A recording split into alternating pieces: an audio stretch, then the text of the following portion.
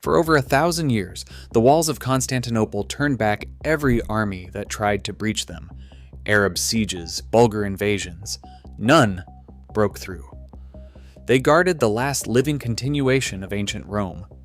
Then, in 1453, fewer than 7,000 defenders faced 80,000 Ottoman soldiers and the largest cannons ever built. What followed were 53 days that no one inside those walls was expected to survive. The bedrock of this imperial survival lay in a masterpiece of late Roman engineering. Erected between 408 CE and 450 CE under Emperor Theodosius II, the land walls stretched 7.2 kilometers from the Sea of Marmara to the Golden Horn, sealing off the peninsula. This was not a single barrier, but a complex, triple-line defense system designed to grind invading armies to dust. Attackers faced a terrifying progression. First lay a deep, wide moat often filled with water. Beyond it stood the outer wall, acting as the first defensive terrace. Behind that rose the colossal inner stone curtain wall. This inner barrier loomed 12 meters high and reached 5 meters in thickness, fortified by 96 massive towers spaced every 30 to 40 meters. From these heights, defenders rained down arrows, catapult stones, and Greek fire on anyone trapped in the killing fields below. For 8 centuries, this architecture of defiance defined the limits of military ambition.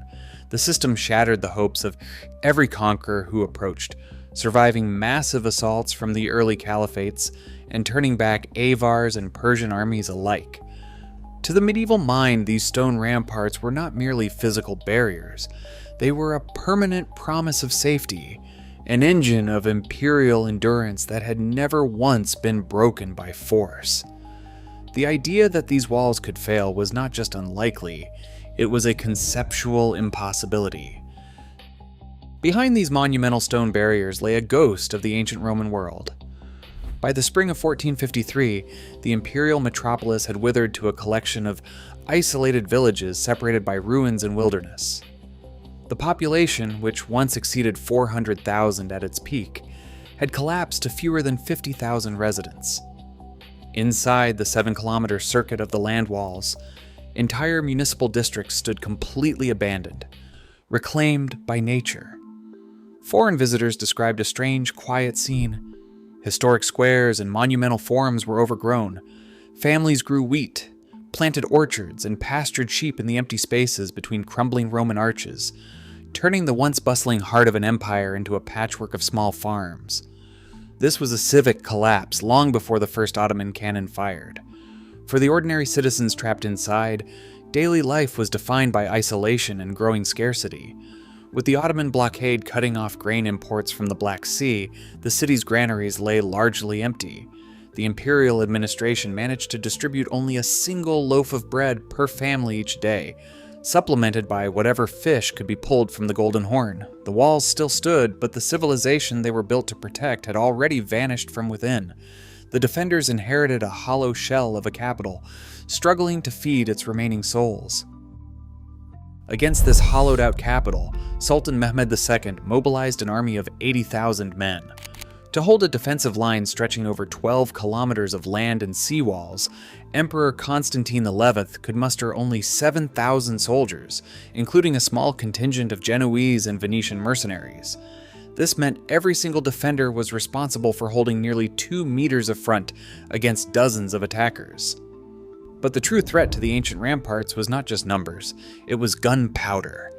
The Ottomans deployed a new class of siege artillery, dominated by a massive bronze bombard designed by the Hungarian founder Orban. This giant weapon, 27 feet long with a 30-inch bore, fired stone projectiles weighing over 1,200 pounds. Moving this single gun from Adrianople to the siege lines required 60 oxen and a crew of 400 men. The legendary Theodosian Walls, built to withstand catapults and battering rams, now faced a concentrated high-velocity bombardment. Under this constant stone storm, the defenders quickly realized that ancient architectural prestige was no match for the logistics of modern warfare. On the night of April 21st, the 21-year-old Sultan Mehmed II shattered the strategic paralysis of the siege. A massive iron chain barred his navy from entering the Golden Horn, leaving the city's vulnerable northern sea walls untouched. Rather than assault this barrier directly, Mehmed launched a radical engineering operation. Over a single night, thousands of Ottoman laborers dragged 70 warships over a 3-kilometer land route, hauling the massive wooden hulls up the steep hills of Galata on greased wooden rollers. By dawn, the defenders woke to a psychological and military shock. Ottoman galleys floated inside the harbor, bypassing their strongest maritime defense. The siege was no longer a predictable struggle against a single western wall. By rewriting the map, the young Sultan transformed the campaign into a multi-front trap, forcing 7,000 exhausted defenders to divide their critically thin lines. Inside the trapped capital, survival became an unceasing, exhausting cycle measured not in grand strategies, but in buckets of earth and hours of sleep. Every night under the cover of darkness, teams of citizens, men, women, and even the clergy, scrambled onto the battered ramparts. They worked in shifts to haul stone, pack earth, and apply quick-setting lime mortar to the massive breaches before the bombardment resumed at dawn. Food was running out. Granaries emptied, reducing families to a single daily loaf of coarse bread, supplemented only by whatever fish could be hauled from the harbor. In the dark, citizens gathered in churches, chanting the Akathist hymn to the Virgin Mary, seeking divine intervention. Desperate pleas had been sent to the west, but the promised fleets from Venice and Rome never arrived, stalled by political rivalries and hesitation. As the weeks dragged on, the agonizing realization set in. No rescue was coming. The defenders of the last Roman outpost were entirely on their own. At 1 a.m. on May 29, 1453, the 53rd day of the siege, Mehmed launched his final, relentless assault. Under a pitch-black sky, wave after wave of Ottoman forces threw themselves at the battered land walls. Then, disaster struck. Through a small, obscure postern gate called the Kerkoporta, left unlocked or breached in the chaos, a small band of janissaries slipped behind the defensive lines. Within minutes, the defenders looked back to see the Ottoman standard fluttering from the tower. The psychological shock broke the defense, and the millennium-old empire collapsed in a sudden physical catastrophe.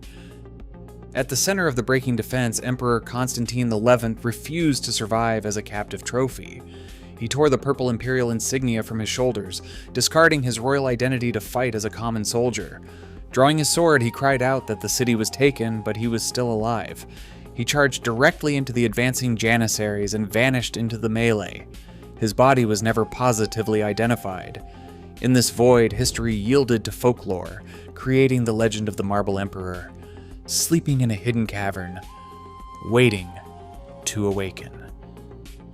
For 3 days, plunder and violence gripped the conquered city.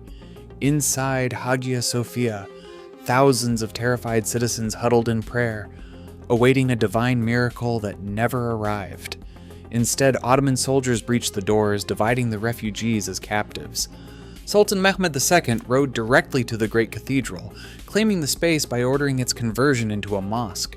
With this act, the last direct continuation of ancient Rome came to an end. The trauma of that morning left a permanent scar. Even now, Greek tradition holds Tuesday as the unluckiest day of the week, a quiet reminder of the day the capital fell. Today, the broken stones of the Theodosian Walls stand as quiet monuments to a boundary that shifted forever. The scars of those 53 days still trace the invisible fault lines between East and West. We live in the world born from that silence. Share your thoughts below.